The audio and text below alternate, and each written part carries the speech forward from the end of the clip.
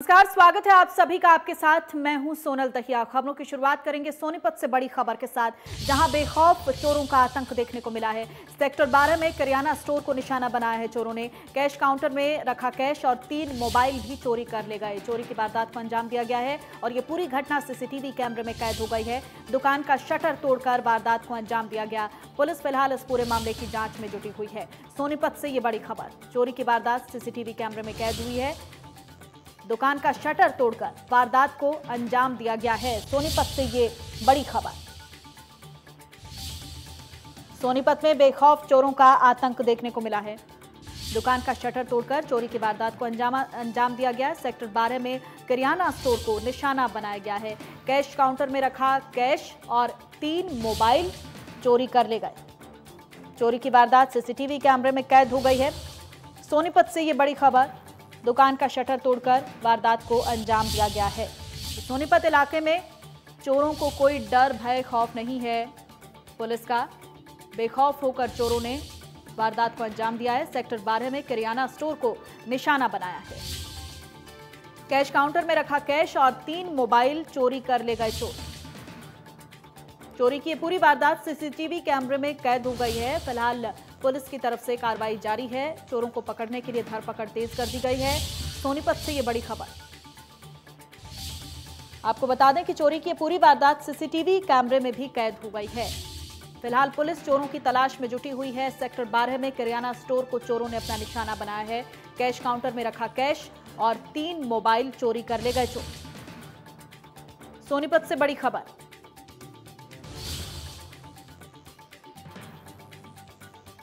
दुकान का शटर तोड़कर वारदात को अंजाम दिया गया। सनी मलिक हमारे संवाददाता ज्यादा जानकारी दे रहे हैं। सनी, अभी चूंकि ये पूरी घटना कैमरे में कैद हो गई है, उसके बाद पुलिस की तरफ से कैसा एक्शन देख रहे हैं?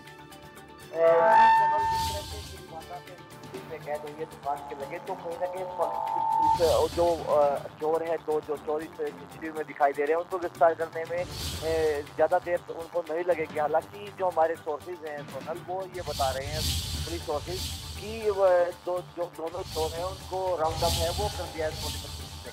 तो कहीं ना कहीं हम कह सकते हैं कि जो सोनीपत पुलिस है इस पूरे मामले में चोरों से आगे है और दोनों को गिरफ्तार करने में उन्होंने सफलता हासिल की है। जी सोनल।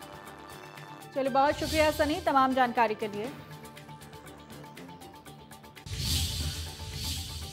और भिवानी से खबर का रुख करेंगे। सीआईए पुलिस को बड़ी कामयाबी मिली है। एटीएम लूट गिरोह के सरगना दाऊद का साथी गिरफ्तार हुआ है। दिनोद गांव निवासी करना नामक युवक को गिरफ्तार किया गया है। ये बड़ी खबर। करना की मुखबरी पर दाऊद ने एटीएम उखाड़ा था। 25 से 26 जुलाई की रात की घटना बताई जा रही है। तो शाम से ये एटीएम उखाड़ा गया। एटीएम ले जाने के लिए पिकअप चोरी की गई थी और एटीएम न खुलने पर गैस कटर का सहारा लिया गया और उसके बाद एटीएम से निकले थे 4,21,000 रुपए। सीआईए इंस्पेक्टर योगेश ने ये जानकारी दी है। ये बड़ी खबर भिवानी से। सीआईए पुलिस को ये बड़ी कामयाबी मिली है। एटीएम लूट के सरगना को गिरफ्तार किया गया है। तब कौन कौन लोग इसमें शामिल थे, इसका अंदाजा लगाना बहुत आसान हो जाएगा, क्योंकि जो लूट गिरोह का सरगना है वो पुलिस के हत्थे चढ़ा है। दिनोद गांव निवासी करना नामक युवक को गिरफ्तार किया गया है। करना की मुखबरी पर दाऊद ने एटीएम उखाड़ा था और एटीएम से 4,21,000 रुपए उड़ाए गए थे। को ये बड़ी खबर दे रहे हैं। एटीएम लुटेरे गिरोह का सरगना दाऊद गिरफ्तार किया गया है। सीआईए पुलिस को ये बड़ी कामयाबी मिली है। भिवानी से बड़ी खबर।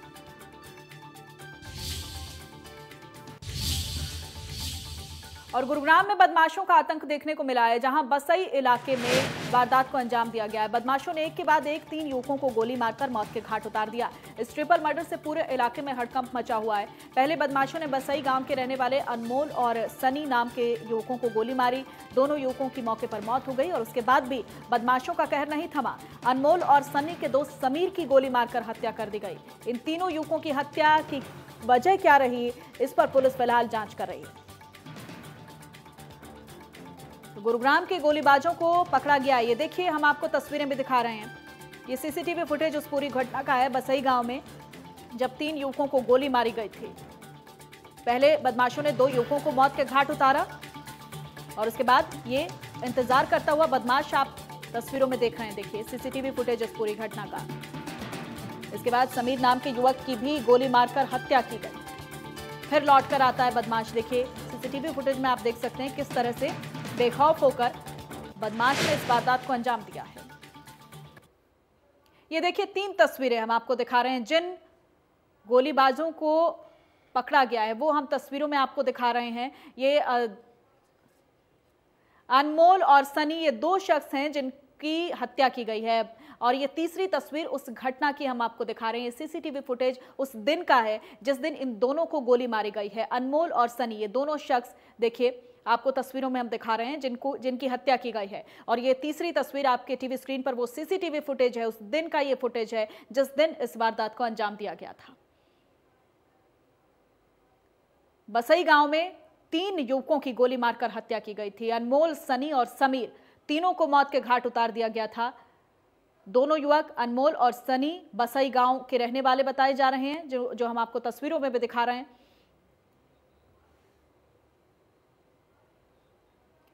और वहीं पृथला के डींग गांव में देर रात उस वक्त हड़कंप मच गया जब दर्जनों बदमाशों ने पुरानी रंजिश को लेकर गांव के सरपंच के देवर के हाथ पैर तोड़ दिए। उसके बाद उसे 3 गोलियां मार दी। हमलावर पेशेवर अपराधी बताए जा रहे हैं जिनके खिलाफ हत्या के पहले भी कई मामले दर्ज हैं।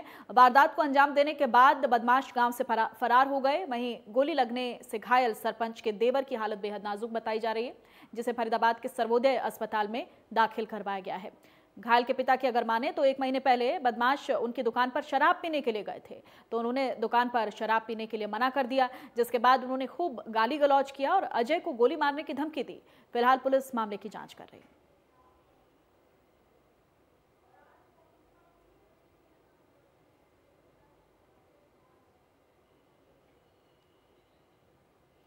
तो पुलिस की तरफ से पूरे मामले की जांच फिलहाल की जा रही है। पृथला में बदमाशों का आतंक देखने को मिला है। ये बड़ी खबर, बदमाशों ने व्यक्ति को 3 गोली भी मारी। दुकान पर शराब पीने से मना करने पर वारदात को अंजाम दिया गया।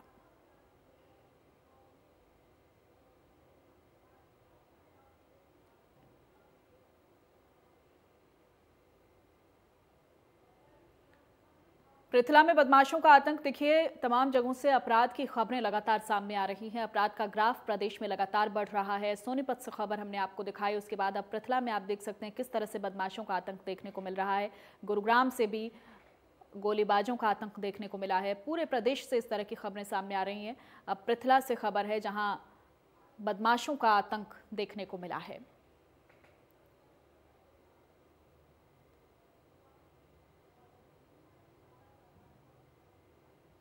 बदमाशों ने व्यक्ति को 3 गोली भी मारी। दुकान पर शराब पीने से मना करने पर गोली मारी गई है। देखिए महज जरा सी बात को लेकर यह विवाद हुआ है। फिलहाल सर्वोदय अस्पताल में घायल का इलाज चल रहा है। 1 महीना पहले हमारी दुकानों के ऊपर दारू पी रहे थे। अच्छा। तो हमारे लड़के ने कही कि भाई दारू मत पियो। अच्छा। तो उसे वो गुथ के उस दिन से ही उसने चैलेंज कर दिया था कि इसको गोली मारूंगा और इसके बाप के हाथ पैर तोड़ूंगा। अच्छा। हमने जनाब अफसरों को खूब कह दिया, एक गोली मारने के कह रहा है, इस पे कट्टा है, ये बदमाश टाइप आदमी है, इसने मर्डर कर रखा है, पर कोई सुनवाई नहीं हुई। 107-51 और हमारे खिलाफ उल्टी बना दी। क्या नाम है उनका जिनने फायरिंग करी, गोली मारी? जोगिंदर रणवीर का। अच्छा। जयवीर रणवीर का। गांव के ही? हाँ जी। अच्छा। गांव के ही हैं। समय मेरा भाई घूम के आ रहा था, तो जैसे ही घूम के आया है तो एक गाड़ी में और 3-4 मोटरसाइकिलों पे 20-25 गुंडे जो गांव के छटे हुए बदमाश हैं, और उन्होंने कुछ जिसमें से कुछों के नाम ये जगबीर सन ऑफ रणवीर और जोगिंदर सन ऑफ रणवीर और उनके भाई, और सतपाल पुत्र देशराज, सुमेर पुत्र गोपी और करमचंद सन ऑफ जोगी और कप्तान के लड़के हैं। और गांव के लड़के? ये तो गांव के हमने आइडेंटिटी कर लिए थे। जो भाई ने उस समय मौके पे देखे थे, और उसके अलावा इनके साथ 15-20 लोग और आए हैं। बस अभी इन्होंने स्टेटमेंट अभी बताया, स्टेटमेंट अभी आईओ लेगा। थाना सदर का मामला है। इनिशियली हमने अभी टीमें लगा दी। जो नाम इन्होंने भाई ने बताए, हमने अपनी क्राइम टीम उनको धरपकड़ के लिए लगा दी। और वहीं झज्जर में स्वास्थ्य विभाग की टीम ने लिंग जांच रैकेट का भंडाफोड़ किया है। लिंग जांच गिरोह के इस भंडाफोड़ मामले में चौंकाने वाली बात यह है कि लिंग जांच के इस खेल में बाहरी व्यक्तियों के साथ विभाग के ही कुछ कर्मचारी शामिल थे। इसमें विभाग की 2 स्टाफ नर्स और विभाग का एक पूर्व एम्बुलेंस चालक शामिल है। विभाग ने मामले की पूरी जांच किए जाने के बाद विभाग से ही संबंध रखने वाले कुछ बड़ी मछलियों के फंसने की बात भी कही है। फिलहाल लिंक जांच के ये तार गाजियाबाद से जुड़े हुए हैं, जिसकी तह तक पहुंचने के लिए विभाग की टीम को काफी मशक्कत करनी पड़ी और घंटों इंतजार भी करना पड़ा। आखिरकार विभाग की टीम को इसमें सफलता हासिल हुई है।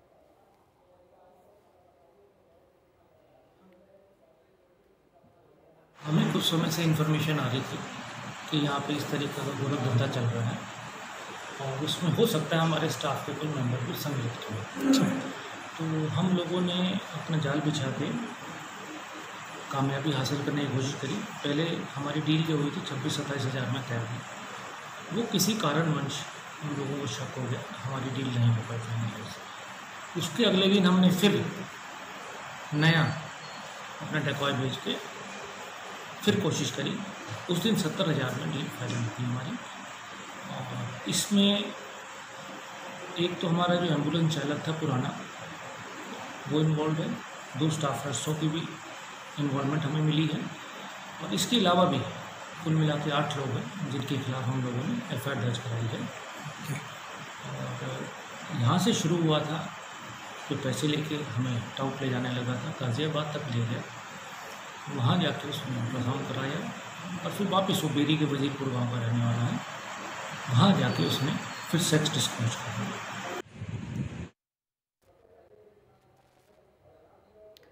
और चलिए अब पूरे भारत में कोरोना के किस तरह के हालात हैं वो आपको अपडेट देते हैं। कोरोना अपडेट देश भर की।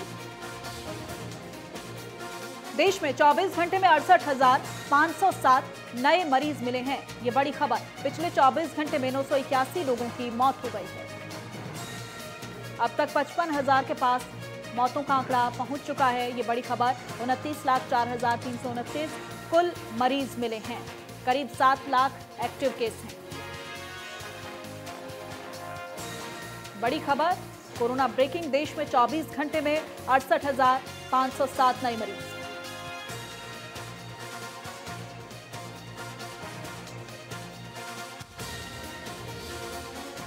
और चलिए अब देश के बाद प्रदेश की कोरोना अपडेट आपको देते हैं। हरियाणा में कोरोना की रफ्तार लगातार डरा रही है। 24 घंटे में 996 नए केस सामने आए हैं। एक दिन में 11 कोरोना मरीजों की मौत हो गई है और पंचकुला में कोरोना के 114 नए केस मिले हैं।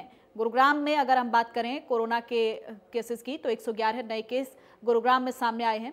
कोरोना अपडेट, सोनीपत में 50 मामले सामने आए हैं, रेवाड़ी में भी 50, अंबाला में 92, रोहतक में 72, पानीपत में 98, करनाल में 58 मामले सामने आए हैं, हिसार में 44 मामले सामने आए हैं, पलवल में 23, झज्जर में 6, भिवानी में 16, कुरुक्षेत्र में 33, सिरसा की अगर बात करें तो 25 कोरोना संक्रमित सामने आए, कैथल में 20, जींद में 5, चरखी दादरी में 17।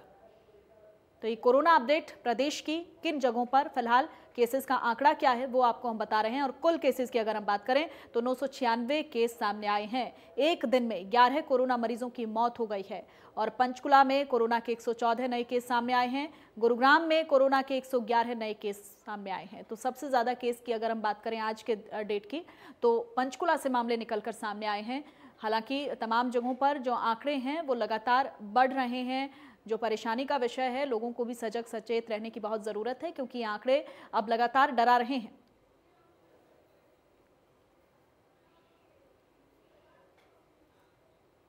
और खबर चंडीगढ़ से है। सीएम ने संस्कृति स्कूलों को मंजूरी दे दी है। 108 संस्कृति सीनियर सेकेंडरी स्कूलों को मंजूरी दी गई है। 1000 संस्कृति प्राथमिक विद्यालयों को मंजूरी दी गई है। वहीं सितंबर 2020 से संस्कृति स्कूल में प्रवेश शुरू होगा। पहले आओ पहले पाओ के आधार पर एडमिशन होगा। मॉडल संस्कृति स्कूल की प्रगति की समीक्षा बैठक हुई है। सीएम मनोहर लाल की अध्यक्षता में बैठक हुई, जिसमें शिक्षा मंत्री कंवरपाल गुर्जर भी मौजूद रहे। और 23 संस्कृति सीनियर सेकेंडरी स्कूल पहले से यहां पर चल रहे हैं। देखिए, पहले भी सीएम मनोहर लाल की तरफ से कहा गया था कि संस्कृति स्कूल को बढ़ावा दिया जाएगा। संस्कृति स्कूल का जो स्ट्रक्चर है, जो पढ़ाई की टेक्निक है, उससे काफी प्रभावित दिखे थे सीएम मनोहर लाल। और इसी कड़ी में अब जो संस्कृति स्कूलों की संख्या है वो प्रदेश में बढ़ेगी। मॉडल संस्कृति स्कूल की प्रगति में ये समीक्षा बैठक हुई है। सीएम मनोहर लाल की अध्यक्षता में बैठक की गई है। बड़ी खबर। और इस बैठक में शिक्षा मंत्री कंवरपाल गुर्जर भी मौजूद रहे। सितंबर में एडमिशन शुरू होगा। 23 संस्कृति सीनियर सेकेंडरी स्कूल पहले से चल रहे हैं और इनकी संख्या अब प्रदेश में 418 हो जाएगी। 418 संस्कृति स्कूल चल रहे हैं। मॉडल संस्कृति स्कूल की प्रगति की ये समीक्षा बैठक हुई है, जिसमें संस्कृति मॉडल स्कूल की संख्या बढ़ाई जाएगी। और वहीं प्रदेश के शिक्षा एवं पर्यावरण मंत्री कंवरपाल गुर्जर ने कहा है कि पंजाब हरियाणा का बड़ा भाई है और बड़े भाई की जिम्मेदारी बनती है कि वो छोटे भाई को उसका हिस्सा दे। कंवरपाल गुर्जर ने बताया कि नई शिक्षा नीति के तहत देश के महापुरुषों के बारे में पाठ्यक्रम में अधिक से अधिक सामग्री शामिल की जाएगी, ताकि देश की भावी पीढ़ी अपने महापुरुषों के बारे में जान सके। शिक्षा मंत्री ने कहा कि कोर्ट ने अभिभावकों को फीस देने के लिए कहा, लेकिन वर्तमान परिस्थितियों के चलते अभिभावक ट्यूशन फीस तो देंगे, लेकिन अन्य खर्चे देने की स्थिति में नहीं है। इसीलिए अभिभावकों के पक्ष में सरकार द्वारा रिव्यू पिटीशन डाली जाएगी। आपके ऊपर कोई आपके सामने ऐसा नहीं कोई हम बंदिश लगाएंगे किसको शामिल करेंगे, तो अब सारे लोगों का तो हम कर भी नहीं सकते, लेकिन ऐसा है कि एक क्लास में कुछ महापुरुषों का है, दूसरी में कुछ है, तीसरी में कुछ है, वो चेंज होता रहे ताकि ज़्यादा से ज़्यादा महापुरुषों के बारे में बच्चों को जानकारी मिले। तो मुझे SOL के बारे में कैप्टन अमरिंदर सिंह कह रहे हैं कि हमारे पास अतिरिक्त पानी नहीं है हरियाणा को देने के लिए। नहीं, देखिए अतिरिक्त की बात नहीं है, इसका मतलब ये नहीं कि आपके घर में कुछ चीज़ बची है तब आप हमें देंगे। ये तो एक राइट है, दो भाई हैं, दोनों भाइयों ने अपना अलग अलग हुए हैं, उसके बाद एक भाई का राइट है, तो वो जिसका राइट है वो देने की बात है। अतिरिक्त की तो बात ही नहीं है वहाँ कुछ भी। माननीय मुख्यमंत्री ने बहुत ही मजबूती के साथ जो पक्ष रखा, और आप पहली बार ये देख रहे हैं कि इस प्रकार की कोई बयानबाजी नहीं। आपने पहले देखा कि लोगों की अपनी पॉलिटिक्स जो थी ना जी, वो प्रदेश के हितों से बड़ी थी, और उस पर इतना एक उन्होंने किया इस प्रकार का, चाहे पानी मिलो ना मिलो, लेकिन उन्होंने उस पर इस प्रकार का माहौल बनाया और तनाव पैदा किया। लेकिन माननीय मुख्यमंत्री ने इस प्रकार का कुछ नहीं कहा। उन्होंने बड़े प्यार से ये भी कहा कि आप बड़े भाई हैं, ऐसे में तो आपका वैसे ही कर्तव्य है कि हमारा जो हित है उनको करना चाहिए। वो बात भी उन्होंने की और बहुत मजबूती के साथ अपनी बात रखी, और आपके मीडिया ने भी इस बात को पूरा उसका दिया। तो हमारा ये है कि देखिए आज भी हमारा कुछ अलग नहीं है, आज भी हमारे वैसे ही हैं, हम भाई हैं, वो हमारे बड़े भाई हैं। तो लेकिन ये जरूरी है कि जो हरियाणा के हिस्से का पानी है वो हरियाणा को मिलना चाहिए, और मैं समझता हूँ हमारे से ज़्यादा तो उनकी जिम्मेदारी है कि उनको देना चाहिए उन्हें हमारा पानी। तो उनकी जिम्मेदारी बढ़ती है ये कि वो छोटे भाई का ख्याल रखें।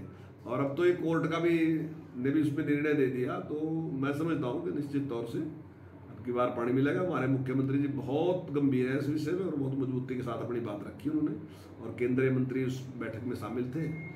तो मुझे पूरा यकीन है कि पानी निश्चित तौर से हरियाणा को अपने हित का मिलेगा। और चले फिलहाल एक नजर डालते हैं अब तक की सुर्खियों पर। प्रस्तुत करता है हेमपुष्पा, इम्यूनिटी बढ़ाए, स्वस्थ बनाए, महिलाओं की नंबर 1 आयुर्वेदिक औषधि व टॉनिक।